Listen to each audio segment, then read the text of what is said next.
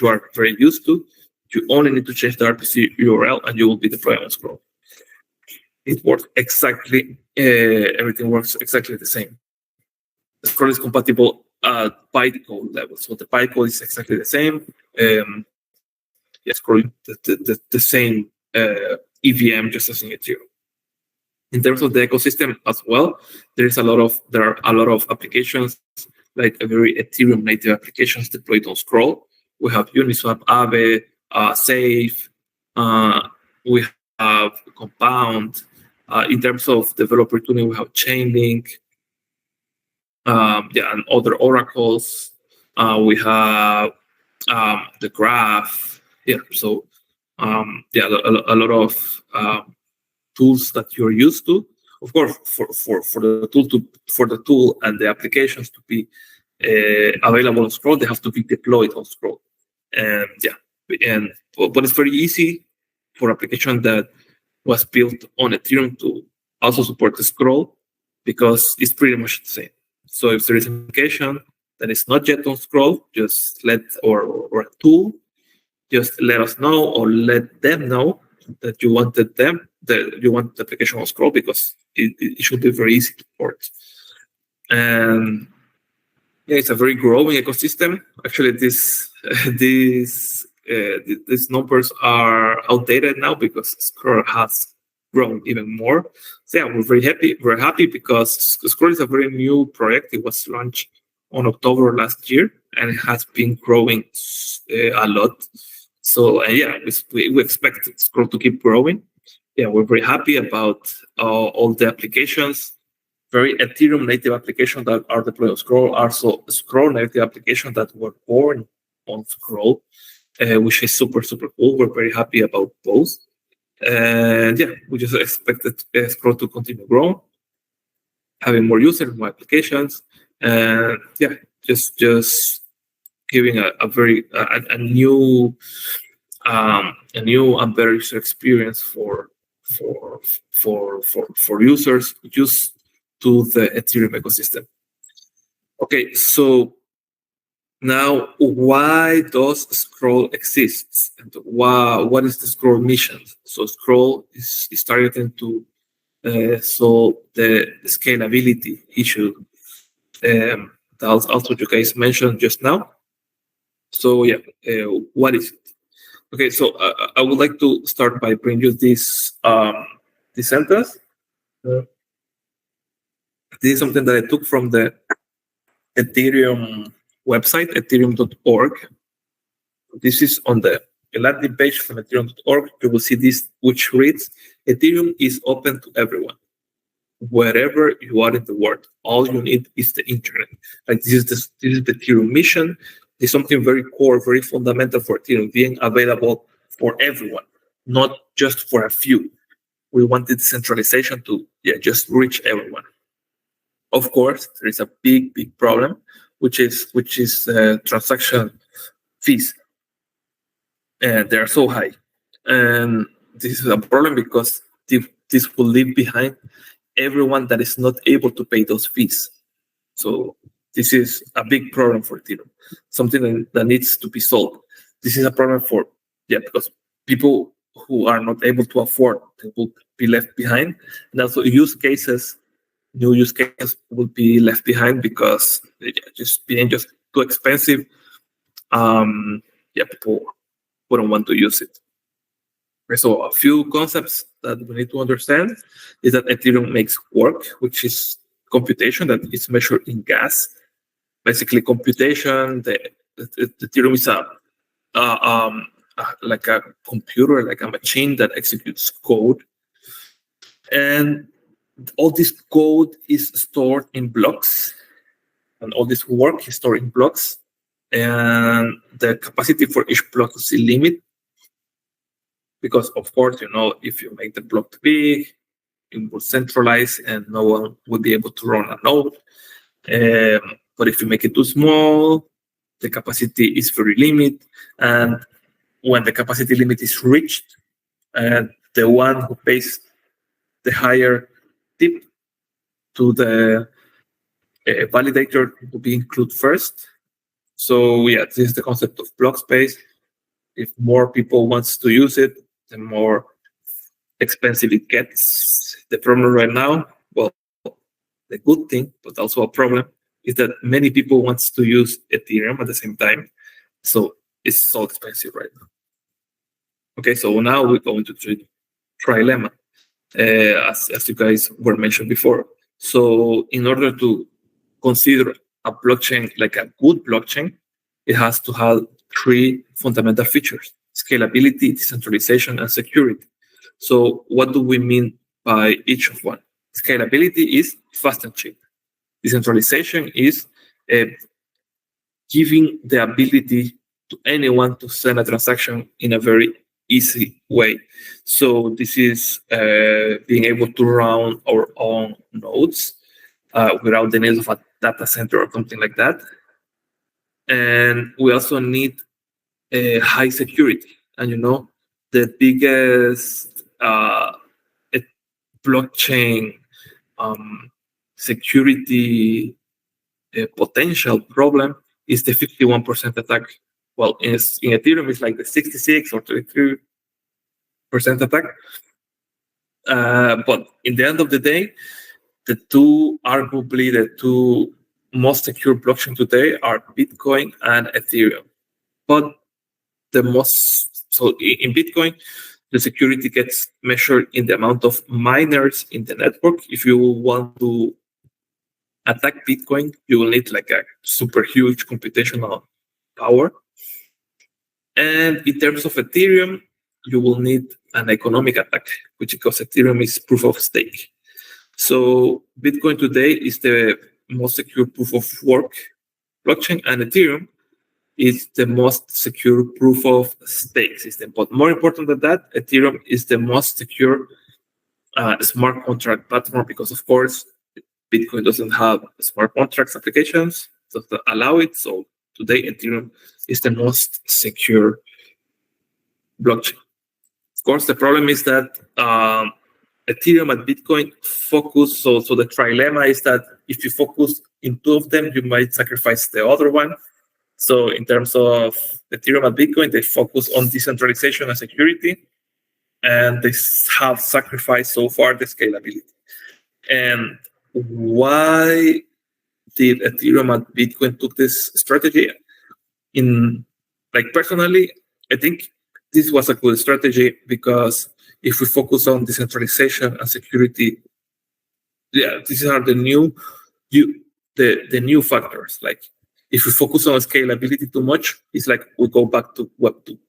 So we go back to Amazon Web Service with everything super cheap. We'll go back to Google Cloud, to Azure, but Bitcoin and Ethereum are very different. Decentralization and security is like the new thing. And that's why Ethereum and Bitcoin just focus on these two aspects first. Of course, this doesn't mean that security is just long forgotten, but it just means that they just put the fundamentals of decentralization and security, and then just little by little focus and balances into scalability. So I will mention before, Ethereum executes work, and this work is stored in blocks. And so the first idea about like scaling Ethereum was sharding. And when Ethereum was created with shards, like just scaling into shards in mind. So the idea is that if you have a lot of staking or hashing power, because Ethereum was doing mining back then, you can just divide the network in different pieces so you can have more optimized sections. So you can share some resource, but also just divide some resource to help scaling the network. Of course, the problem is that when you divide the resource, the specific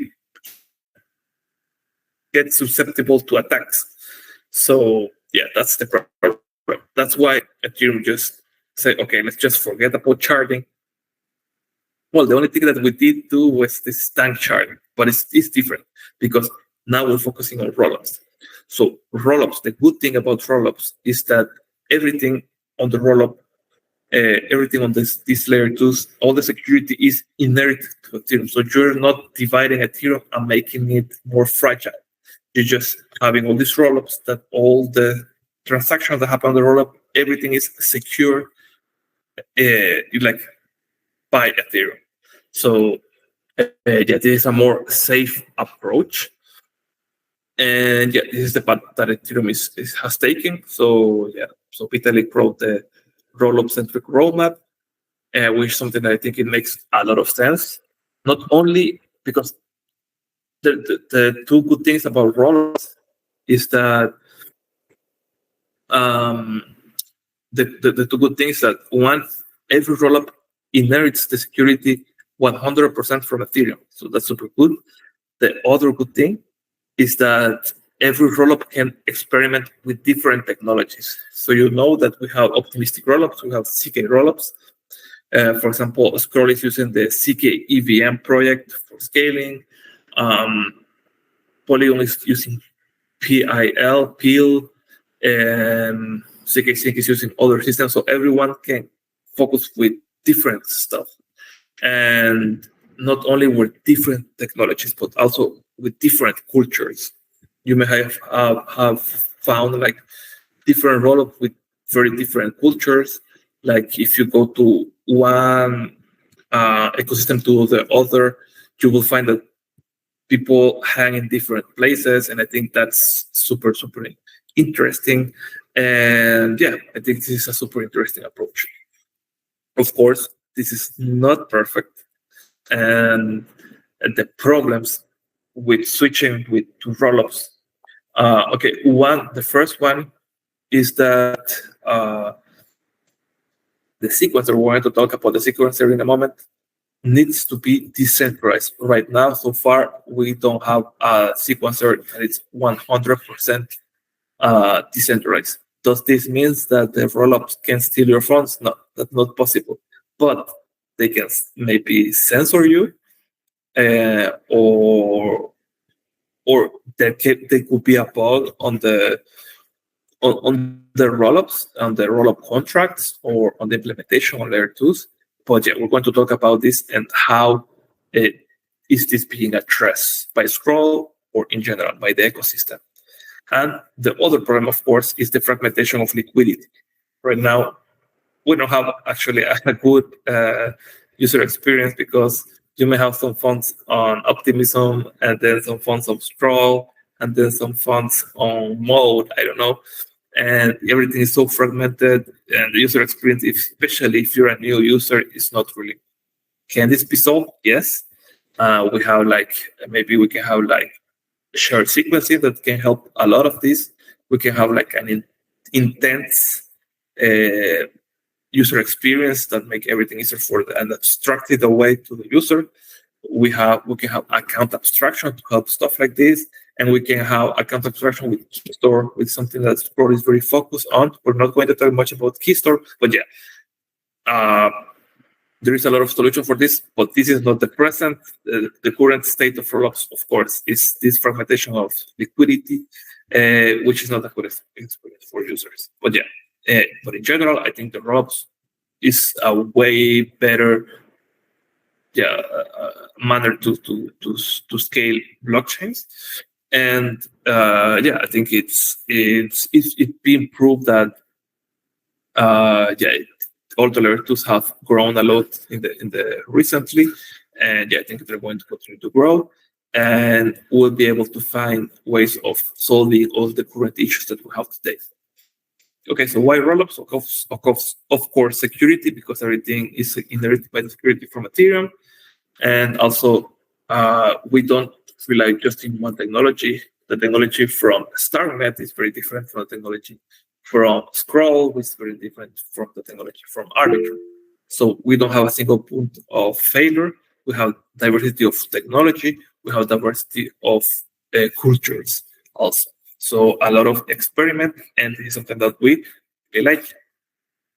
Okay, but how does rollup work? How do we have this off-chain computation that Ethereum can verify and know that basically the layer 2 didn't cheat, didn't include a false transaction.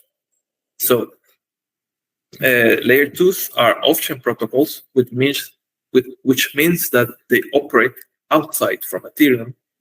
They don't operate on Ethereum smart contracts, but outside of them. But despite that,